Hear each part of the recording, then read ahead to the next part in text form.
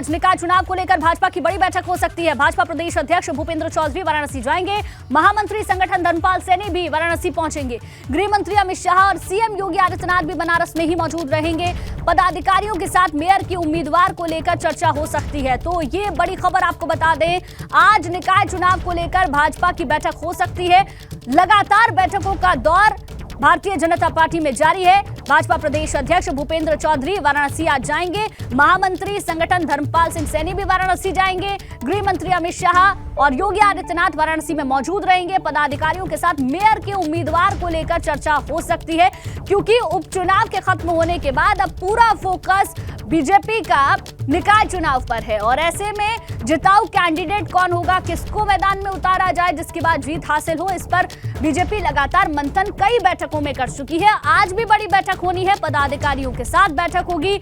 Mayor का उम्मीदवार कौन होना चाहिए। अचार सिर्फ खाने के लिए ही नहीं है, कमाने के लिए भी है। ये अचार के बिजनेस करके महीने के 5 लाख कमा रहे हैं। आपको भी ये करना है तो फ्रीडम ऐप को अभी डाउनलोड कीजिए। किस नगर निगम से, इस पर सभी की निगाहें होंगी और बीजेपी लगातार इस पर मंथन कर भी रही है।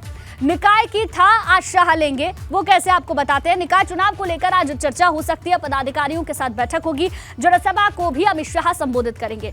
पूर्वांचल की सियासी नब्ज को समझने की कोशिश यहां पर गृह मंत्री अमित शाह करेंगे। मेयर का चेहरा तय हो सकता है। निकाय चुनाव के उम्मीदवारों पर चर्चा हो सकती है। और 2024 के लिए जिस तरीके से पहले से ही बीजेपी जुटी हुई है, 80 सीटों को जीतने का दावा कर रही है, उन 80 सीटों पर मंथन भी हो सकता है। 2 दिन पहले दिल्ली में बड़ी बैठक भी हुई थी। लखनऊ में लगातार बैठकें चल रही हैं। वाराणसी में आज बैठक हो सकती है। निकाय चुनाव के उम्मीदवारों पर चर्चा हो सकती है। और नीतीश हमारे साथ एक बार फिर से जुड़ गए हैं, उनसे पूरी जानकारी लेंगे।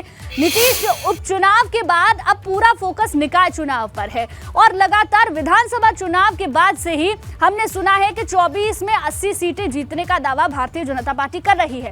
तो बीजेपी को पता है कि कहीं ना कहीं निकाय चुनाव की जीत उनका हौसला भी बढ़ाएगी और जमीनी हकीकत भी भाजपा को बता देगी कि जनता के जहन में 24 से पहले चल क्या रहा है।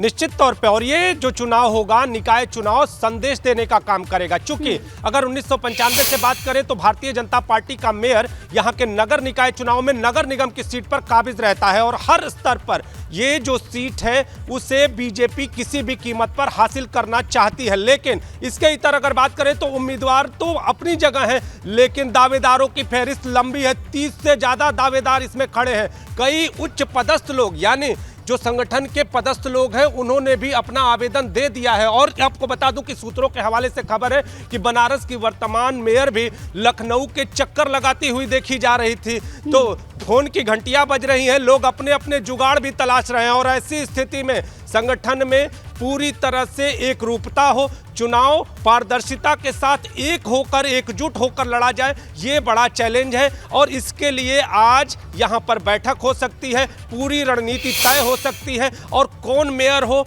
उसकी योग्यता क्या हो, किस तरह से वो संगठन को आगे चलाए। और इसके साथ निकाय चुनाव में आने वाले समय में जो शहर का विकास है, चूंकि 5 साल की अगर बात करें तो जो वर्तमान मेयर है 5 साल में कहीं विशेष तौर पे शहर के आम नागरिकों की मैं बात कर रहा हूं, हाँ। कि आम तौर पे ये शहर में दिखी नहीं है, ऐसे मैसेज है। तो आने वाला जो मेयर हो वो पूरी तरह से सबसे ज्यादा महत्वपूर्ण है। नीतीश की जनता के बीच में अभी तक क्या मैसेज गया है और किसको एक बार फिर से उम्मीदवार बनाया जाए, इस पर भारतीय जनता पार्टी लगातार मंथन कर रही है। शुक्रिया जानकारी के लिए। अचार सिर्फ खाने के लिए ही नहीं है, कमाने के लिए भी है। ये अचार के बिजनेस करके महीने के 5 लाख कमा रहे हैं। आपको भी ये करना है तो फ्रीडम ऐप को अभी डाउनलोड कीजिए।